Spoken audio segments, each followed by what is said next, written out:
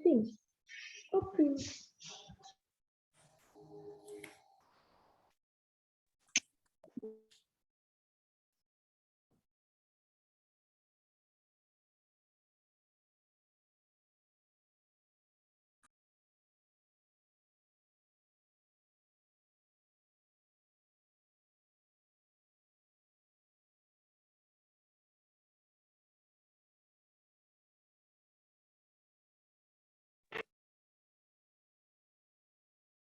Cek, selamat siang Mbak Ninis, apakah mengakses suara saya dengan baik? Bisa, Mbak. Suara Ya, saya terdengar? alhamdulillah. Ya, selamat datang Mbak Ninis. Kita akan segera memulai ya Mbak ya. Oke.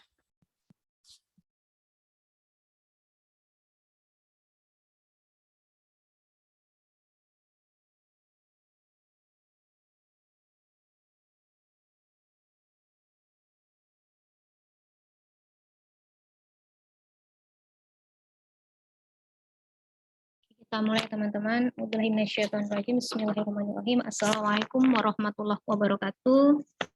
Selamat siang, salam sejahtera kita semua. Salam Om Swastiastu, Namo Buddhaya, salam kebajikan.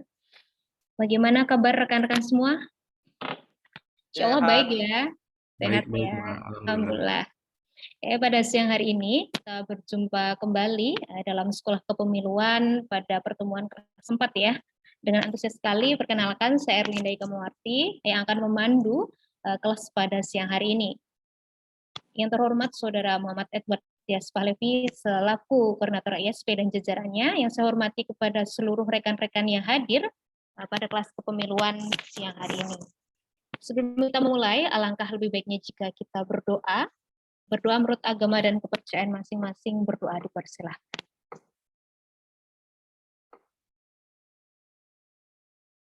Cukup. Kepada rekan-rekan semua, saya sampaikan beberapa hal sebelum kita memulai kelas siang hari ini. Yang pertama, silahkan kepada rekan-rekan semua untuk mengaktifkan video dan menonaktifkan video selama penyampaian materi oleh narasumber demi kenyamanan bersama. Yang kedua, rekan-rekan yang hadir dipersilakan untuk menyimak kelas dengan baik dan berpartisipasi aktif selama kelas berlangsung. Kemudian, pada pertemuan kelas keempat hari ini akan mengangkat tema yaitu digitalisasi pemilu, tantangan pemantauan pemilu dan pemilihan di ruang digital. Pada era society 5.0 ini menempatkan media massa yang merupakan salah satu bagian dari infrastruktur politik semakin menempati posisi teratas dalam peranannya. Penggunaan ruang publik yang semakin luas membuat dan berikan dampak dengan terciptanya lebih luas dalam aspek kebebasan mengungkapkan pendapat maupun di sini partisipasi politik di era cyber mengalami peningkatan, khususnya melalui sarana-sarana daring. Sarana tersebut adalah salah satunya yaitu terkait dengan bagaimana peran media massa dalam peran-peran kepemiluan. Namun sebelum kita memulai penyampaian sesi, yaitu sesi dari narasumber itu sendiri, yaitu nanti Mbak Ninis ya, mungkin saya akan perkenalkan dulu. Pada kesempatan kali ini kita akan dibersamai oleh Mbak Khairunisa Nur Agustiati atau sering dipanggil dengan Mbak Ninis. Beliau adalah Direktur Eksekutif Perludem atau Perkumpulan untuk Pemilu dan Demokrasi. Namun sebelum sesi penyampaian dari narasumber, pada siang hari ini akan dipantik oleh Saudara Muhammad Hima. Beliau adalah peneliti dari KISP. Halo Mas Ima, apakah mengakses suara saya? Terdengar, Mbak. Oke, kepada Mas Ima dipersilahkan. Oke, baik. Terima kasih. Bismillahirrahmanirrahim. Assalamualaikum warahmatullahi wabarakatuh. Selamat siang semua, rekan-rekan. Semoga sehat selalu. Yang saya hormati Mas Edward Tias Pahlevi dan teman-teman KSP yang lain. Dan kemudian ada Mbak Ninis selaku Direktur Eksekutif Perludem yang saya hormati juga. Kemudian Bapak Ibu beserta teman-teman kelas kepemiluan pada siang kali ini. Jadi pada pertemuan yang keempat kursus kepemiluan pada siang kali ini, jadi sesuai dengan poster yang sudah dibagikan beberapa waktu yang lalu di grup. Jadi pada siang kali ini kita akan membahas sesuai dengan tantangan pemantauan pemilu dan pemilihan di ruang digital. Nah, Bapak, Ibu, dan teman-teman semua, jadi pada hari ini, transformasi digital yang menjadi tren di banyak negara, khususnya juga di Indonesia ya, dan secara substantif di dalam demokrasi yang elektoral atau pemiluan, semakin memanfaatkan efektivitas dan efisiensi penyelenggaraan proses pemilu pasca pemilu di 2014 kemudian sampai hingga pemilu di 2024 nanti, penggunaan media atau ruang publik digital ini akan semakin kita rasakan seperti itu. Nah, selain itu juga kualitas demokrasi yang pada hari ini dimaknai dalam indeks demokrasi itu juga mengacu pada budaya penggunaan media sosial sebagai ruang publik. Nah, namun di sisi lain, ruang publik yang bebas dan tak terbatas tersebut menjadi dampak atas berbagai masalah yang mengikuti juga. Nah, dalam menjadi budaya sosial yang sudah sering kita temui, kurangnya pengawasan baik dari penyelenggara maupun dari masyarakat sipil yang terutama kita sendiri, itu menjadi salah satu faktor yang harus kita bersama sadari dan memang terjadi secara periodik bagaimana dari pemilu ke pemilu ataupun pemilihan itu permasalahan seperti hoax, seperti black campaign dan lain-lain menjadi salah satu masalah yang terulang dan terulang kembali. Nah, seperti itu. Nah, kemudian pada kesempatan kali ini ada Mbak Ninis sebagai salah satu dan satu-satunya narasumber kita pada hari ini akan menelaah bagaimana dinamika tersebut bisa kita dudukkan bersama-sama. Mungkin itu pengantar dari saya selaku mewakili teman-teman dari KISP. Harapannya output dari kelas hari ini kita dapat menelaah lebih lanjut dan mengetahui bagaimana legitimasi dalam pemilu bisa kita maknai bersama dalam ruang digital seperti itu. Mungkin itu dari pengantar atau pemantik saya. Kurang lebih mohon maaf.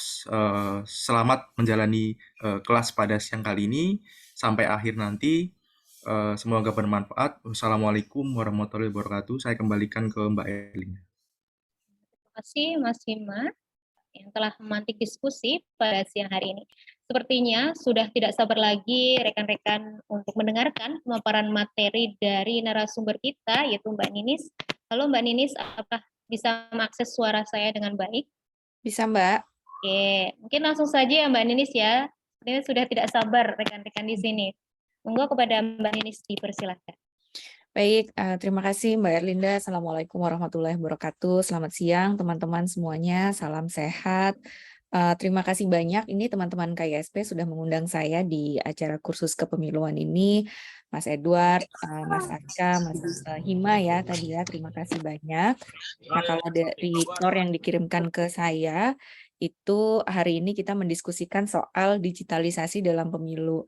Nah, sebenarnya ini temanya ya cukup luas ya, karena tadi disampaikan di awal oleh Mas Hima, perkembangan teknologi gitu ya, itu memang berdampak sekali pada penyelenggaraan pemilu kita. Tentu tidak hanya tidak hanya pada bagaimana kita pemungutan suara saja gitu ya, jadi tidak dimaknai sempit kalau kita bicara soal digitalisasi pemilu itu cara milihnya harus secara elektronik atau dengan electronic voting gitu ya, tapi kita mendiskusikan hal yang lebih luas lagi. Nah, saya ada paparan, saya share screen ya. Mbak Erlinda nanti kalau kepanjangan dipotong aja nggak apa-apa ya Mbak, dikasih tahu aja kalau kepanjangan. Nah, saya kenalan dulu ya, walaupun tadi sudah dikenalkan singkat. Saya Hoirunisa Nur Agustiati, sehari-hari saya bergiat di Yayasan Perludem. Kantor kami ada di Tebet ya, di Jakarta Selatan. Teman-teman bisa mengunjungi website kami di www.perludem.org. Nah, kalau ini kita bicara soal soal kondisi demokrasi Indonesia dulu ya di awal ya, untuk memantik saja gitu ya, bahwa dari beberapa lembaga ya atau institusi yang melakukan survei atau penilaian terhadap demokrasi, itu ada benang merahnya gitu ya, ada benang merahnya dari misalnya di Economist, ada Freedom House misalnya, atau ada di International IDEA, melihat kondisi Indonesia sekarang secara umum dikatakan bahwa yang pertama nilai demokrasi Indonesia cenderung menurun. Ada beberapa faktornya gitu ya. Ada juga penilaian bahwa partai politik di Indonesia belum terlembaga dengan baik. Lalu ada budaya politik yang rendah dan juga masifnya disinformasi dalam pemilu yang tadi juga disampaikan dalam pengantar oleh Mas Hima. Jadi sebetulnya kalau kita bicara soal disinformasi, ini bukan tantangan khas Indonesia gitu ya, karena di negara-negara lain gitu ya, di negara-negara lain yang menyelenggarakan pemilu juga mengalami tantangan ini gitu ya, soal masifnya disinformasi. Bagaimana sih cara menangani disinformasi gitu ya, karena kita di satu sisi kita tidak ingin disinformasi itu menyebabkan pembelahan di masyarakat, tapi di sisi lain kita juga nggak ingin kalau kita ada sebuah upaya penanganan disinformasi itu juga jangan sampai membatasi hak masyarakat, hak publik untuk berpendapat gitu. Jadi kita bisa dikatakan masih mencari-cari strategi gitu ya, bagaimana cara menanggulangi disinformasi ini. Nah, kalau kita bicara dalam konteks penggunaan teknologi pemilu gitu ya, mungkin ini agak sedikit teoritis gitu ya, tapi pada intinya penggunaan teknologi dalam pemilu itu bukan hanya terbatas pada tadi ya pemungutan suaranya saja gitu ya, yang orang sebut e-voting gitu ya, kan banyak yang berpendapat gitu ya, ini sudah tahun 2022 kenapa nggak pakai e-voting gitu milihnya ya. Ada yang bilang kita pesan ojek online aja bisa pakai handphone gitu ya. Semua orang sudah familiar dengan ojek online, semua orang sudah familiar dengan aplikasi, semua orang sudah familiar dengan ATM misalnya. Kenapa milih tetap harus datang ke TPS gitu. Nah, nanti akan kita diskusikan. Nah, dalam konteks penggunaan teknologi dalam pemilu, teknologi itu sebetulnya dia adalah instrumen atau alat untuk mencapai tujuan tertentu dalam pemilu, yang salah satunya adalah menciptakan pemilu yang berkualitas dan berintegritas. Jadi tujuannya harus itu dulu, menciptakan pemilu kita menjadi pemilu yang berkualitas dan berintegritas. Nah, bagaimana cara menciptakan pemilu yang berkualitas dan berintegritas? Caranya adalah dengan kita melihat dulu peta masalah gitu ya, peta masalah dalam penyelenggaraan pemilu kita. Tentu ada masalah gitu ya, di setiap tahapan ada potensi masalah, tapi kemudian dari pemetaan masalah ini yang sudah kita lakukan, apakah teknologi itu menjadi solusi atas permasalahan pemilu kita. Nah, kalau kita lihat misalnya dalam konteks penyelenggaraan pemilu kita, salah satu masalah terbesarnya adalah kecurangan. Kecurangan suara gitu ya, bagaimana suara bisa dijual beli gitu ya, bisa digeser-geser dari suaranya si A ke suaranya si B gitu ya, yang tadinya suaranya dia nggak dapat kursi, ternyata dia bisa dapat kursi. Nah, itu terjadi di dalam pemilu kita.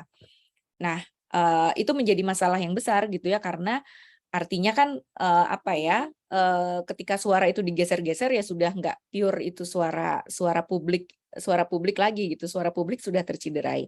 Itu salah satu tantangan besar dalam masalah pemilu kita. Mohon maaf sebentar ya. Nah, kemudian tadi kita sudah memetakan salah satu masalah misalnya dengan menggunakan masalah pemilu kita adalah masalah suara yang dijual beli dalam proses rekapitulasi suara gitu, karena proses rekapitulasi suara kita itu prosesnya masih manual dan berjenjang. Jadi saya tidak tahu gitu ya ini pesertanya dalam rentang usia berapa gitu ya. Kalau saya diundang teman-teman KISP, dalam bayangan saya ini teman-teman muda gitu ya, teman-teman muda yang menjadi pesertanya yang mungkin 2019 yang lalu sudah ikut pemilu. Mungkin teman-teman bisa merefleksikan bahwa ketika pemilu yang lalu gitu ya, kita kan memberikan suara ke TPS, lalu suara itu dihitung di TPS, dari TPS dibawa ke kecamatan, kabupaten kota, ke provinsi, sampai ke RI, itu semua prosesnya secara manual dan berjenjang gitu. Nah, dalam proses secara manual dan berjenjang inilah potensi masalah tadi tuh yang suara digeser-geser. Nah, kalau kita mau menggunakan teknologi itu masuknya di mana? Nah, makanya kami mendorong ya dari proses rekapnya ini, karena ketika prosesnya manual dan berjenjang ini yang kemudian potensi kecurangan itu besar. Nah, kemudian salah satu prinsip dalam integritas pemilu adalah transparansi dan akuntabilitas yang dapat memanfaatkan teknologi untuk mencapai dan meningkatkan integritas pemilu itu tadi. Penggunaan teknologi ya harus transparan, harus akuntabel gitu. Harus nggak bisa kalau yang tahu gitu ya atau yang paham hanya penyelenggara pemilunya saja misalnya. Peserta pemilu, pemilih misalnya nggak tahu. Nah, kemudian teknologi ini diposisikan sebagai alat untuk membantu tata kelola pemilu, electoral governance, memudahkan kerja penyelenggara, efisiensi, dan efektivitas penyelenggara pemilu. Tidak ada teknologi yang ideal, yang terbaik, tapi yang disesuaikan dengan kebutuhan kita. Karena kalau kita ikut yang namanya teknologi kan pasti selalu berkembang gitu ya. Pasti ada saja gitu ya teknologi yang baru, yang mutakhir gitu. Kita nggak bisa ikut fashion itu gitu. Kita nggak bisa ikut fashion itu, nanti ada alat baru kita ganti lagi, nanti ada alat baru lagi kita ganti lagi, nggak bisa seperti itu. Tapi kita melihat yang cocok untuk kita yang mana gitu. Dalam konteks tadi ya misalnya electronic voting, kita butuh nggak electronic voting? Dalam pemungutan suara itu, apakah itu yang jadi masalah besar dalam pemilu kita gitu? Sehingga kita harus beralih dari yang pemungutan suara secara manual ke pemungutan secara elektronik. Nah, ini tentu diskusinya bisa panjang gitu ya, tapi pada prinsipnya adalah tadi teknologi ini sebagai alat untuk menciptakan pemilu yang berkualitas dan berintegritas. Lalu bagaimana dari sisi kerangka hukumnya? Kalau dalam konteks Undang-Undang 7 2017 tentang pemilu itu tidak menyebutkan kata teknologi di undang-undang itu. Berbeda dengan Undang-Undang Pemilihan ya, Undang-Undang Pilkada 10 2016. Di Undang-Undang Pilkada itu ada salah satu pasal yang menyebutkan boleh pakai teknologi. Tapi di Undang-Undang 7 2017 nggak ada kata itu. Nah, tapi kemudian ada putusan Mahkamah Konstitusi yang mengatakan bahwa penggunaan teknologi dalam pemilu kita itu konstitusional sepanjang dia ya tadi tidak mencederai prinsip pemilu jujur, langsung, umum, bebas, rahasia, jujur, adil, itu tidak tercederai gitu ya. Lalu persiapannya harus panjang, yang paham itu nggak cuma KPU-nya saja gitu ya, tapi semua stakeholder pemilu juga harus paham dengan konteks penggunaan teknologi itu. Nah, ini kalau kita bicara teknologi tadi ya, ini ada piramida, ini diambil dari buku bukunya di International Idea yang waktu itu ditulis bersama-sama dengan Perludem. Jadi kalau kita mau memilih ya, ini kita masih bicara soal instrumen teknologinya gitu ya, itu semacam piramida gitu. Jadi harus ada dasarnya dulu gitu ya, dasarnya harus dipenuhi, lalu berbagai macam konteks ini harus dipenuhi untuk bisa mencapai tujuan persepsi pemilu yang kredibel tadi gitu. Nah, yang pertama tadi kapasitasnya seperti apa nih? Kapasitas itu baik itu kapasitas dari penyelenggara pemilunya, lalu bagaimana teknologinya itu sendiri gitu ya, apakah punya tim IT yang cukup berkualitas gitu ya. Bukan hanya berkualitas tapi jumlahnya banyak, karena jumlahnya bukan banyak, jumlahnya cukup. Karena penyelenggaraan pemilu kita ini kan besar ya, mulai dari tingkat nasional, ada provinsi, ada kabupaten kota, yang jumlahnya banyak gitu ya, kita punya 37 ya provinsi, sekarang kita ada 37, 540-an kabupaten kota yang idealnya di setiap tingkatan itu punya tim IT-nya gitu. Lalu juga bagaimana pemilih gitu ya, bagaimana kesiapan pemilih untuk menerima penggunaan teknologi ini. Lalu dari sisi teknologi informasinya, apakah sudah sesuai dengan prinsip-prinsip penyelenggaraan pemilu? Lalu bisa diandalkan teknologinya, bisa diandalkan tuh artinya nggak gampang error gitu ya. Oh, ini selalu ada error nih, mau di-upload misalnya, lalu misalnya down gitu ya. Apakah mesinnya ini tersertifikasi? Apakah ada mekanisme auditnya? Karena bagaimanapun juga teknologi ini akan digunakan dalam sebuah proses kompetisi. Tadi ya, transparansi dan akuntabilitas menjadi hal yang utama gitu ya. Lalu landasan hukumnya seperti apa? aturan-aturannya seperti apa gitu ya. Lalu dari sisi waktu apakah cukup atau tidak? Dari sisi waktu kita butuh waktu untuk melakukan uji kelayakan yang bertahap. Jadi kalau kita mau mengembangkan sebuah teknologi dalam pemilu kita kan nanti Februari 2024. Nggak bisa tuh baru diuji coba misalnya di bulan Januarinya. Nggak bisa begitu gitu ya. Ya harus diuji coba terus gitu ya dari sekarang. Melihat diuji coba nanti ada misalnya ada bugs gitu ya, itu diperbaharui lagi. Jadi dilakukan secara bertahap dan berkala. Dan dicoba dalam konteks Indonesia gitu ya, mungkin tidak diuji coba di seluruh daerah, tapi yang merepresentasikan wilayah-wilayah Indonesia. Jadi nggak bisa kalau cobanya ya di kantor KPU aja gitu misalnya. Lalu dari sisi sosial politiknya seperti apa? KPU-nya misalnya, apakah menunjukkan sikap-sikap yang sesuai dengan asas-asas penyelenggaraan pemilu. Lalu bagaimana penyelenggara pemilu bisa mengkomunikasikan penggunaan teknologi ini dengan berbagai pihak. Jangan misalnya dikatakan ya pokoknya kami menyerahkan pada pengembang teknologinya saja gitu ya, kami percaya pada pengembang teknologinya saja, tapi itu kan juga harus dijelaskan kepada publik. Lalu bagaimana dari sisi konteks politiknya, apakah peserta pemilu itu diberikan akses untuk melakukan uji coba, dari sisi sosialnya juga apakah masyarakat sipil, media, pakar pemilu, tokoh masyarakat itu juga terlibat di dalamnya. Lalu tadi ya soal waktu melakukan sosialisasi. Nah, kalau 2 tahapan ini bisa dipenuhi, maka pemilu yang kredibel gitu ya, pemilu yang dipercaya oleh publik itu bisa terwujud dengan menggunakan teknologi. Tapi tadi pondasinya harus kuat dulu gitu.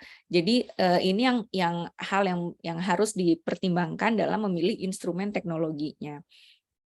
Nah, kemudian ya tadi, ketika menggunakan teknologi itu kan kita bicara soal identifikasi masalah ya, masalah dalam pemilu kita ini apa gitu. Nah ini saya ambil dari peta jalan ya, roadmap-nya KPU terkait dengan penggunaan teknologi ya, instrumen teknologi, waktu itu dibikin di tahun 2017 ya, jadi pada waktu itu periodenya Pak Hadar, Pak Ferry, dan kawan-kawan ketika di KPU.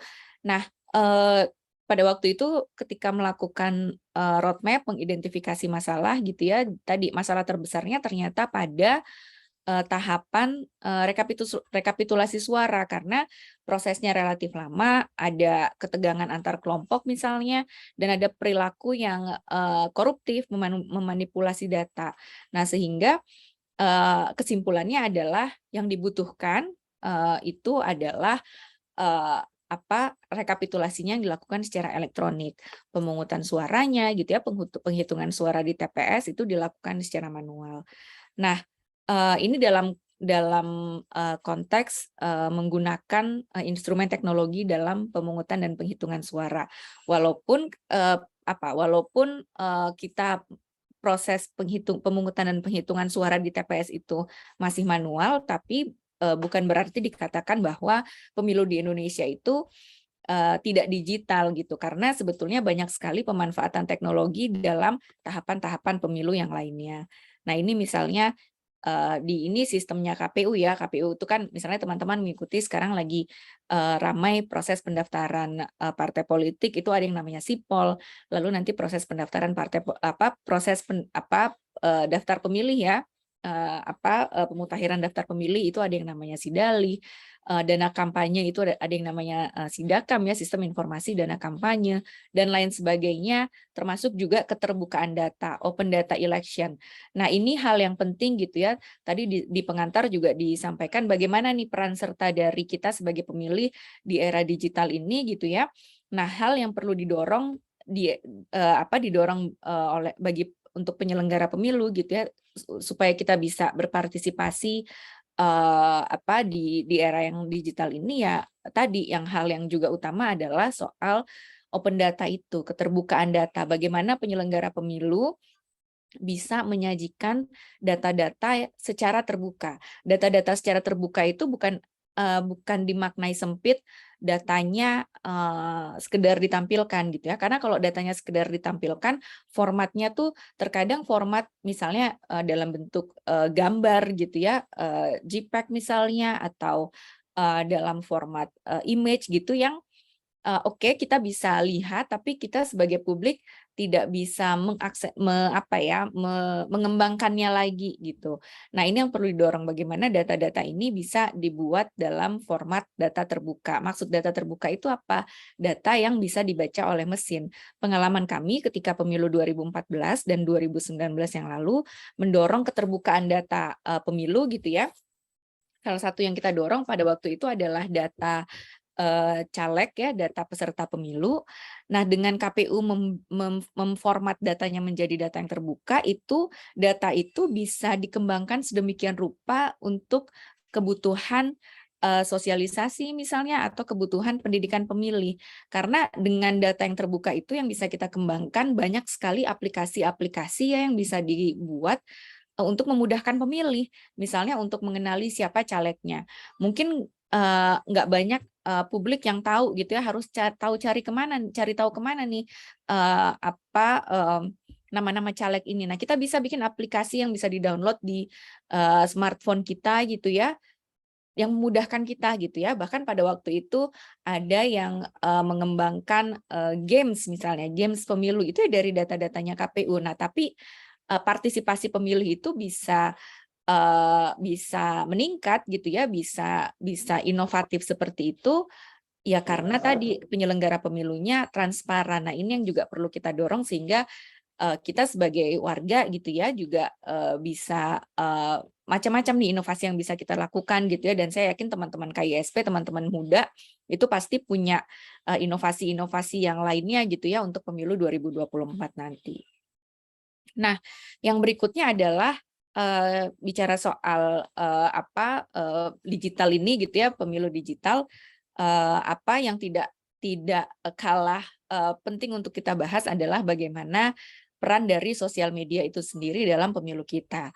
Nah, kita merasakan betul gitu ya bahwa media sosial ini memudahkan gitu ya, sangat memudahkan dari sisi aplikasinya, dia gratis. Kita ketika install platform media sosial kan nggak harus bayar ya, nggak harus beli ya, nggak harus beli aplikasi itu. Ya modalnya kan modal kuota ya, modal kuotanya kita gitu ya. Jadi dengan gampang gitu ya kita bisa menginstal, bahkan installnya nggak cuma di satu gadget gitu ya. Misalnya kita punya handphone dua ya, dua-duanya mau kita install bisa. Kita mau buka di laptop kita bisa, mau buka di komputer bisa. Jadi sudahlah dia gratis, dia mudah, dan dia juga cepat gitu ya. Cepat, kita bisa terima informasi itu dengan cepat, dan kita juga bisa menyebarkan informasi itu dengan cepat gitu ya. Bukan cuma informasi yang ada di sekitar kita aja, informasi yang ada di belahan dunia yang lain pun juga bisa dengan cepat gitu ya kita tahu melalui media sosial ini. Lalu juga media sosial itu membuat kita sebagai pemilih itu berdaya gitu ya, empowering, di mana empowering itu maksudnya kita sebagai pengguna itu bisa komentar apa saja gitu ya, bisa menulis apa saja, bahkan kita bisa mention orang yang siapapun gitu ya, bahkan presiden bisa kita mention, ketua umum partai politik bisa kita mention gitu ya, bisa kita kasih komen gitu ya, kepala daerah bisa kita mention, menyampaikan aspirasi kita. Itu kan bisa dikatakan empowering, yang mungkin kalau dulu nggak ada media sosial, publik sulit gitu ya untuk bisa menyampaikan hal tersebut secara langsung kepada kepala daerah misalnya. Ini tunggu.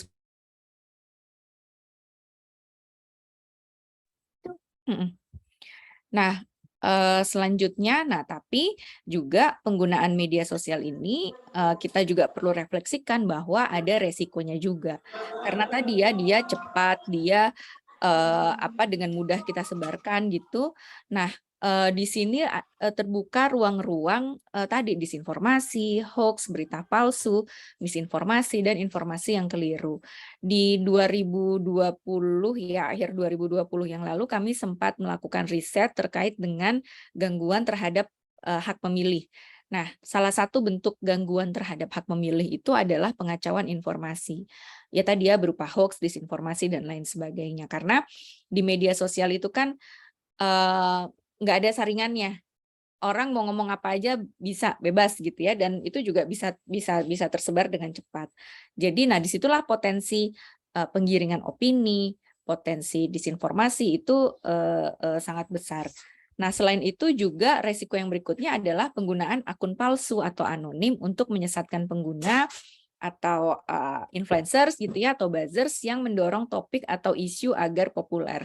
Yang belum tentu isu yang diangkat ini oleh akun-akun anonim ini isu-isu yang benar gitu ya, menyampaikan sesuatu yang benar, tapi karena dia masif gitu ya, luar biasa masif penyebarannya, orang jadi percaya. Lalu juga kampanye hitam yang terkoordinasi. Kalau di media sosial itu kan ada istilahnya troops gitu ya, ada semacam kayak ada bala tentaranya gitu. Jadi nanti mereka yang tugasnya itu menyebarluaskan, ada yang menggiring opininya gitu ya. Jadi ini terkoordinasi. Nah, yang berikutnya adalah aliran dana kampanye yang tidak transparan terkait dengan belanja iklan di media sosial. Orang kan pasti bayar ya, misalnya kita menggunakan buzzers atau influencers, itu kan pasti ada biaya yang dikeluarkan gitu ya. Nah, tapi kita nggak pernah tahu berapa sih uang yang dikeluarkan oleh peserta pemilu untuk membayar influencer atau buzzers itu, karena itu nggak tercatat di laporan dana kampanyenya. Atau misalnya ada platform media sosial yang membolehkan iklan di platform media sosial. Sebenarnya kita bisa lihat gitu ya di platform media sosial. Salah satunya tuh Facebook. Kita bisa iklan berbayar di Facebook, gitu ya, iklan politik di Facebook tuh diperbolehkan. Dan kita bisa lihat besaran uang yang dikeluarkan itu berapa ya untuk masang iklan di Facebook. Nah, tapi apakah si calon itu ketika dia membayar iklan di platform itu tercermin di laporan dana kampanyenya? Itu yang perlu kita telusuri gitu ya, karena kalau tidak ini jadi potensi ya orang akan mengeluarkan uang sebanyak-banyaknya tapi nggak tercatat gitu. Nah, ini ada beberapa resiko ya di kampanye di media sosial kita. Nah, bicara soal pengacauan informasi ya, ini ada berbagai macam bentuknya gitu ya. Misalnya yang pertama adalah keterbatasan informasi pemilu bagi kelompok rentan. Kelompok rentan ini bisa kelompok disabilitas misalnya, masyarakat adat, yang biasanya ketika sosialisasi untuk kelompok-kelompok ini biasanya yang disampaikan hanya terbatas pada bagaimana cara memilihnya, bagaimana cara datang ke TPS, TPS-nya di mana. Padahal pemilih kelompok rentan ini kan juga perlu diberikan informasi soal kampanye gitu misalnya, soal siapa calon-calonnya. Nah, tapi selama ini ya masih terbatas gitu ya, bagaimana cara pemberian suara saja. Nah, yang berikutnya adalah pengaburan informasi prosedur teknis kepemiluan. Ini ya, jadi tadi dampak dari media sosial yang itu mengubah cara menyebarkan dan mengkonsumsi informasi. Salah satu dampak negatifnya tadi ya, adanya kekacauan informasi. Bisa bentuknya disinformasi, misinformasi, atau malinformasi. Disinformasi itu informasi yang keliru yang dibuat dengan intensi memang untuk ada intensi negatifnya gitu ya, ada intensi memang untuk mengacaukan. Kalau misinformasi itu dia informasinya keliru tapi nggak ada intensi negatif. Kalau malinformasi itu ya informasi yang salah ya, informasi yang salah yang sebenarnya juga tidak ada intensi negatifnya tidak ada. Nah, disinformasi ini ada trennya gitu ya, dari kan sebetulnya kalau kita bicara soal hoax, disinformasi nggak itu kan tidak di 2019 saja gitu ya, tapi di pemilu sebelumnya 2014 juga sudah mulai terasa. Nah, bedanya adalah di 2014 yang lalu kalau kita bicara disinformasi atau hoax itu antar peserta pemilu. Tujuannya untuk menggiring opini, mengubah opini masyarakat. Jadi si A menyebarkan informasi bohong tentang si B dengan tujuan agar pemilih B beralih ke A atau sebaliknya. Nah, di 2019 itu sudah bukan itu trennya, tapi tujuannya adalah mulai menyerang bergeser gitu ya, bergeser ke penyelenggara pemilunya. Jadi penyelenggara pemilunya nih yang kena disinformasi, yang kena hoax, yang apa ya, yang tujuannya tadi mendelegitimasi. Ketika orang percaya misalnya ada hoax apa ya, KPU-nya misalnya dibilang tidak netral gitu. Ketika disebarkan disinformasi itu dan orang percaya, orang bisa jadi nggak percaya sama proses dan hasil pemilunya. Tujuannya itu. Jadi di pemilu 2019 itu ada pergeseran yang tadi ya, yang tadinya hoax itu menyerang antar peserta, sekarang sudah mulai menyerang penyelenggara dan penyelenggaraan pemilu yang apa? Yang kemudian apa ya? Ya tadi orang jadi nggak percaya dengan apa proses orang jadi nggak percaya dengan proses pemilunya. Jadi di 2014 yang lalu kan orang udah mulai ada tuh benih-benih apa ya, benih-benih apa ya, polarisasinya. Nah, itu di 2019 itu benih-benih yang sudah muncul di 2014 itu dirawat ya, itu dirawat dengan semakin memasifkannya disinformasi itu. Nah, ini beberapa contohnya ya, pengaburan informasi prosedur teknis kepemiluan, misalnya soal informasi palsu gitu ya yang diterima oleh anggota KPPS, ada pengaburan informasi kepada pemilih disabilitas mental, lalu ada syarat dokumen, waktu pemungutan suara yang salah yang disebarkan di media sosial. Nah, ini juga data dari Mavindo menyebutkan bahwa 60% dari 1.221 hoax di 2019 yang lalu, 60%-nya itu adalah hoax pemilu yang menyerang peserta, proses, dan lembaga penyelenggara pemilu. Jadi misalnya video-video dari apa penyelenggara pemilu yang videonya dipotong-potong atau difabrikasi gitu ya, lalu kemudian disertakan dengan narasi-narasi yang negatif disebarkan kepada publik dan orang jadi percaya. Nah, salah satu tantangannya adalah apa sebetulnya bagaimana penyelenggara pemilu itu bisa punya strategi komunikasi kepada publik yang lebih apa ya, yang lebih baik ya, bisa dikatakan seperti itu. Karena saya kok yakin sebetulnya ketika disinformasi itu tersebar bukan karena informasi yang benarnya tidak ada. Saya yakin teman-teman penyelenggara pemilu pasti sudah melakukan apa ya, sosialisasi atau punya informasi-informasi yang valid itu. Tapi tantangannya adalah apakah informasi-informasi yang valid itu bisa diterima secara menyeluruh oleh publik, karena kalau informasi yang benernya nggak ada, ya orang akan percaya dengan informasi yang tidak benar tadi. Apalagi kalau kita terima informasinya dari orang dekat gitu ya, keluarga misalnya, tentu secara psikologis mungkin ada berpikiran, masa sih keluarga saya bohong, masa sih keluarga saya menyebarkan berita yang tidak benar gitu ya. Ya informasi yang benarnya kita nggak dapat, apa informasi yang benar kita nggak dapat, yang kita terima justru informasi yang salah, dan sehingga itu yang publik percaya. Nah, ini ada beberapa contoh disinformasi di pemilu 2019 yang lalu, yang fenomenal misalnya 7 kontainer surat suara yang sudah dicoblos ya, itu viral ya. Berita bohong, lalu ini misalnya ada gambar anggota KPU yang berkunjung ke ke kantor partai politik gitu ya, dan ada fotonya. Foto ini benar gitu ya, memang mengunjungi kantor partai politik, tapi kan konteksnya pada waktu itu adalah melakukan verifikasi calon partai politik peserta pemilu, dan itu dilakukan bukan hanya ke partai politik ini saja, tapi juga dilakukan ke partai politik yang lainnya.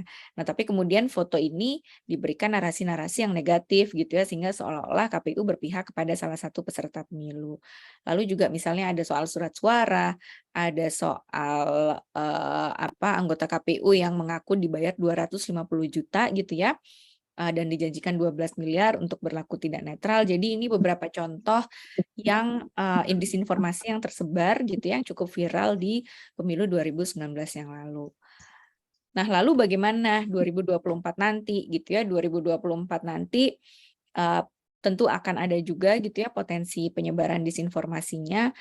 Sementara di satu sisi regulasi kita tidak berubah. Undang-undang pemilu kita masih undang-undang yang sama dengan pemilu 2019 yang lalu, Undang-Undang Nomor 7 Tahun 2017. Dan kita masih belum punya regulasi bagaimana penanganan disinformasi atau regulasi kampanye di media sosial. Ada sebetulnya regulasi kampanye di media sosial, tapi pendekatannya masih pembatasan. Jadi berapa banyak jumlah akun yang boleh dimiliki oleh peserta pemilu. Misalnya peserta pemilu itu punya maksimal 10 akun di masing-masing platform. Nah, masalahnya kan bukan di jumlah akunnya. Masalahnya itu kan di konten-konten tadi gitu ya, konten-konten yang negatif, karena pasti akun-akun yang resmi itu nggak akan menyebarkan berita-berita bohong. Pasti ya mereka ya normatif saja gitu ya, akan menyebarkan berita-berita yang baik. Nah, dalam kondisi yang seperti ini, itu apa yang bisa kita lakukan di 2024 nanti. Ada ini yang kami dorong gitu ya, bukan hanya Perludem sebetulnya, tapi juga dengan teman-teman masyarakat sipil yang lainnya. Yang pertama adalah penguatan regulasi. Jadi kita mendorong adanya mekanisme penanganan disinformasi melalui forum yang transparan dan melibatkan multi pihak yang ini bisa diatur dalam peraturan KPU. Lalu juga bisa melakukan penguatan literasi pemilu, dan literasi digital gitu ya, melakukan diseminasi kontranarasi atau debunking gitu ya. Lalu ada moderasi konten itu jadi misalnya sudah ada konten yang negatif, nah itu apa yang bisa dilakukan gitu ya dengan konten yang negatif ini, penguatan kerangka hukum. Lalu yang berikutnya adalah dengan pembentukan forum bersama untuk penanganan disinformasi. Nah, di dalam forum bersama ini tidak hanya kita mengajak banyak pihak gitu ya, karena penyelenggara pemilu 10 ya. dan Tanggal 10 ya. perlu ada bagian peran gitu ya, perlu bagian peran penyelenggara pemilu, media, kampus, platform media sosial, organisasi cabang, BCA. misalnya seperti itu ya, yang bisa kita libatkan juga untuk bersama-sama menangani disinformasi ini. Nah, dalam penanganan dalam forum bersama ini bisa dilakukan pembagian peran gitu ya. Misalnya untuk penguatan kerangka hukum perannya ada di lembaga penyelenggara pemilu KPU dan Bawaslu-nya. Lalu untuk literasi pemilu bisa dilakukan oleh media, kampus, organisasi masyarakat sipil misalnya. Nah, itu bisa dilakukan. Lalu ada pre-banking. Pre-banking itu adalah kita memetakan isu-isu yang berpotensi digunakan dalam penyebaran disinformasi. Jadi sebelum disinformasinya muncul, kita sudah punya peta nih. Salah satu pemetaannya adalah dengan cara menyampaikan informasi sebanyak-banyaknya, informasi yang benar ya, menyampaikan informasi yang benar sebanyak-banyaknya kepada publik gitu ya, terkait pemilu 2024 nanti. Lalu moderasi konten. Jadi bagaimana konten itu disaring baik itu di internet, di media sosial atau maupun di platform yang lainnya. Lalu ini bisa dilakukan oleh platform media sosial. Nah, di banking itu adalah klarifikasi gitu ya ketika disinformasi itu sudah tersebar, lalu bagaimana kita mengklarifikasinya. Nah, peran ini bisa diambil oleh penyelenggara pemilu gitu ya, tapi juga harus cepat gitu, karena berdasarkan pengalaman pemilu 2019 yang lalu ya, misalnya tadi tuh yang soal 7 kontainer surat suara itu, klarifikasi dari penyelenggara pemilunya itu baru beberapa hari setelah informasinya sudah menyebar gitu. Nah, kalau kita terlambat mengklarifikasi ya beritanya udah terlanjur viral duluan gitu ya, kita udah sulit untuk menghentikan menghentikannya itu udah sulit gitu. Nah, yang berikutnya adalah menyediakan protokol komunikasi. Jadi bagaimana dia bisa mengkomunikasikan dengan baik ya, dengan komprehensif. Jadi akses informasi kepada publik itu jangan ada gap gitu ya. Kalau saya atau kita gitu ya, teman-teman di sini mungkin tahu kita tahu mau dapat informasi soal pemilu itu bisa ke websitenya KPU, bahkan kita tahu ya website KPU itu apa, infopemilu.kpu.go.id, bahkan kita mungkin bisa kontak langsung nih anggota-anggota KPU-nya, tapi kan tidak mungkin ya, nggak semua masyarakat umum bisa begitu gitu, sehingga jangan sampai terjadi gap informasi ini sehingga mereka-mereka yang tidak terpapar informasi itu justru terpapar dengan informasi-informasi yang tidak valid. Nah, saya berhenti di sini dulu, Mbak Erlinda. Sekali lagi terima kasih banyak. Kita bisa lanjutkan ke sesi diskusi. Terima kasih. Assalamualaikum warahmatullahi wabarakatuh. Waalaikumsalam. Terima kasih Mbak Ninis telah menyampaikan materi. Untuk selanjutnya, yaitu sesi tanya jawab, akan dibuka untuk termin pertama, yaitu berisi 3 orang penanya. Silakan melakukan raise hand atau bisa menyampaikan melalui chat di ruang Zoom. Sudah ada 4, namun mungkin saya urutkan saja ya. Yang pertama, yaitu nanti Mas Dedi Herdianto, kemudian dilanjutkan Mas Selamat Haryadi dan Mbak Rani. Kemudian untuk Mas Ilham dan Pak Saifuddin diminta untuk di termin kedua nanti. Silahkan untuk Pak Dedi Herdianto dipersilahkan. Terima kasih Mbak. Cukup menarik tadi yang disampaikan materinya Ibu Koirunisa. Memang terkait dengan digitalisasi saat ini memang adalah penting. Tetapi yang perlu diketahui adalah tingkat keamanan, baik itu data ataupun di penghitungan, itu perlu juga diperhatikan begitu. Kemudian juga terkait dengan masalah sosialisasi, terlebih di luar daripada kekurangan itu tadi, kelebihannya adalah mudahnya kita dalam hal mensosialisasikan. Tetapi juga yang perlu dipahami bahwa tidak semua wilayah Indonesia itu koneksi internet itu sudah tersedia dengan baik gitu. Oleh karena itu pertanyaan saya adalah, kalaupun semisalnya memang digitalisasi dalam pemilu nantinya akan dilaksanakan, kira-kira apa saja yang akan dipersiapkan oleh, yang seharusnya dipersiapkan oleh penyelenggara KPU, dalam hal ini KPU RI, dan juga dalam hal pengawasan oleh Bawaslu. Dan yang berikutnya, apakah tidak perlu ada semacam lembaga khusus yang membidangi istilahnya cyber, atau kita berbicara digitalisasi. Apakah harus ada lembaga yang seperti itu supaya menjamin keamanan baik itu data maupun hasil penghitungan suara kita? Mungkin itu saja. Terima kasih. Terima kasih Pak Dedi. Mungkin saya sedikit ulangi ya. Yaitu pertanyaannya, apa yang harus disiapkan oleh KPU RI dan di sini juga Bawaslu dalam rangka menyambut digitalisasi pemilu. Kemudian yang kedua, perlukah ada semacam lembaga khusus terkait dengan ini ya, pengawasan pemilu yang dilaksanakan secara digital? Mungkin itu, 2 itu. Mau langsung dijawab saja Mbak Ninis? Atau mau ditampung terlebih dahulu Mbak Ninis? Ditampung dulu aja, Mbak. Oh iya, oke. Ditampung dulu ya untuk yang kedua, kepada Bapak Selamat Haryadi dipersilahkan. Oke, terima kasih waktunya, moderator. Saya ingin bertanya begini kepada Mbak Khairunisa ya. Khairunisa itu bahasa Arab, artinya itu perempuan terbaik kalau saya tidak salah ya.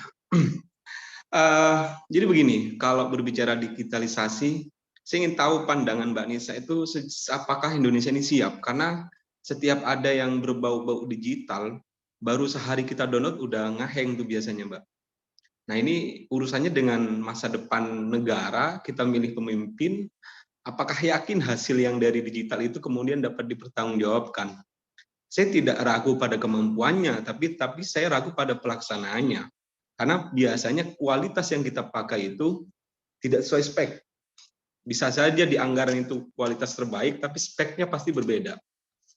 Ya, contoh kemarin main Pertamina baru di launching, suruh download, ketika orang mau download semua, seminggu nggak bisa di-download tuh. Kita harus inden dulu tuh. Nah ini urusan dengan 230 juta lebih orang yang akan kemudian menyuarakan yang di ruang digital itu, apakah validasinya nanti itu bisa diyakini begitu. Kemudian yang kedua, beberapa waktu terakhir ini saya mengamati beberapa tokoh yang kemudian punya kepentingan di presiden itu dia punya media sosial, Instagram contoh. Nah, ketika dia ngepost sesuatu, kemudian banyak sekali yang suka, banyak sekali yang komen, tapi sayangnya yang komen itu akun-akun fake. Nah, hal-hal yang demikian ini apakah bisa dikatakan pembohongan publik? Kemudian ini bisa ditindak oleh nantinya oleh Bawaslu agar cara-cara kotor begini tidak digunakan gitu loh. Terima kasih. Ya, terima kasih pada Bapak Slamet Haryadi. Yaitu 2 pertanyaan. Apakah Indonesia siap dengan digitalisasi pemilu itu sendiri? Dan kemudian bagaimana, apakah hasilnya juga bisa dipertanggungjawabkan? Kemudian pertanyaan kedua, yaitu bagaimana di sini kita melihat fenomena bahwa banyak sekali tokoh yang berkepentingan, terutama yang dekat dengan Presiden, dengan upload ini ya, konten di mana banyak sekali akun fake yang di sana, apakah bisa dikatakan sebuah pembohongan publik dan tindakannya seperti apa? Ibu Rani, kepada Ibu Rani dipersilakan. Iya, terima kasih. Assalamualaikum warahmatullahi wabarakatuh. Salam sejahtera buat kita semuanya. Salam. Selamat siang Mbak Nisa dan juga teman-teman KISP. Selamat siang semuanya, luar biasa. Beberapa hal yang kemudian mau saya juga menambahkan saja ya yang disampaikan oleh Mbak Nisa tadi terkait dengan disinformasi gitu ya. Dan itu sangat betul terjadi dan juga menimpa pada penyelenggara pemilu. Gitu. Bagaimana kemudian informasi yang sudah kita susun gitu ya, ternyata sampai bawah pun juga tidak seperti yang kemudian kita harapkan. Itu juga sering terjadi. Misalkan terkait dengan beberapa kesepakatan yang pernah kita alami gitu di Kota Yogyakarta misalnya, terkait dengan kesepakatan memakai baju saksi pemilihan wali kota pada waktu itu ya, itu disepakati tidak boleh memakai seragam yang sudah disediakan oleh salah satu calon, dua-duanya menyiapkan sebenarnya karena itu terlalu mencolok, jadi kelihatan betul identitasnya sehingga kita tidak mengizinkan itu dipakai. Tetapi faktanya di lapangan gitu, kota Yogyakarta itu kan kecil ya, itu masih banyak juga yang memakai, artinya informasi disinformasi itu sangat mungkin terjadi.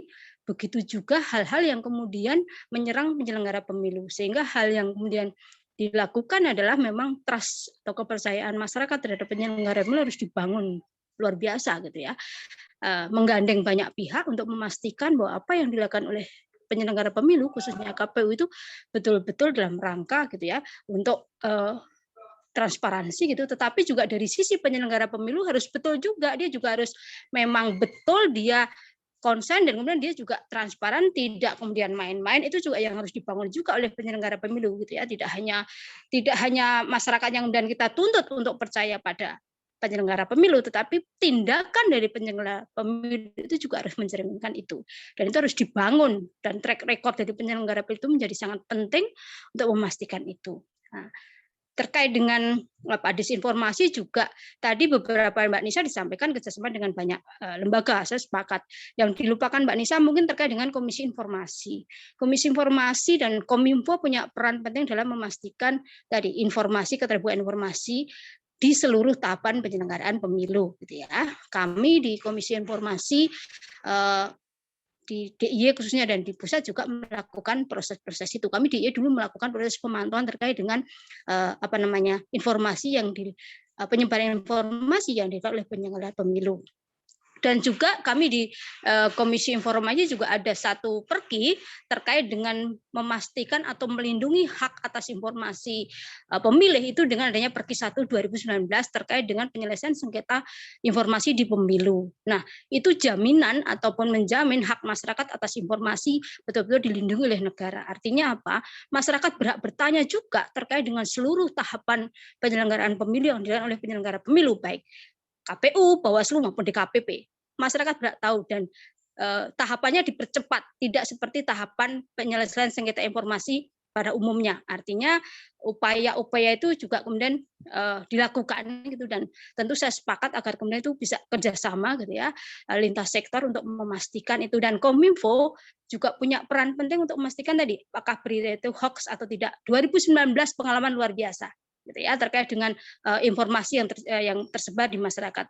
Di Jogja itu ada, kayaknya di seluruh Indonesia juga ada, masyarakat anti hoax Mavindo, yaitu teman-teman masyarakat sipil itu bekerja luar biasa untuk memastikan dan ngecek ketika ada informasi itu hoax atau tidak. Nah, pola-pola itu bisa dikembangkan gitu ke depan gitu dalam rangka pengawalan pemilu tentu saja untuk memastikan tadi informasi yang sampai ke masyarakat betul benar gitu, dan masyarakat juga proaktif untuk menanyakan ketika ada informasi itu ini betul atau salah.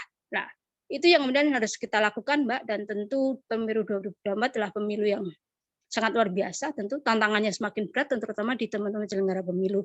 Dan kita selaku masyarakat juga dituntut peran aktifnya untuk sama-sama memastikan itu. Mungkin itu saja dari saya. Terima kasih. Wassalamualaikum warahmatullahi wabarakatuh. Waalaikumsalam warahmatullahi wabarakatuh. Terima kasih kepada Ibu Rani. Mungkin bisa dijawab dulu ya, Mbak Ninis. Sudah terkumpul di terwin pertama, ada dari Pak Dedi, Pak Slamet, dan Bu Rani. Kepada Mbak Ninis dipersilahkan.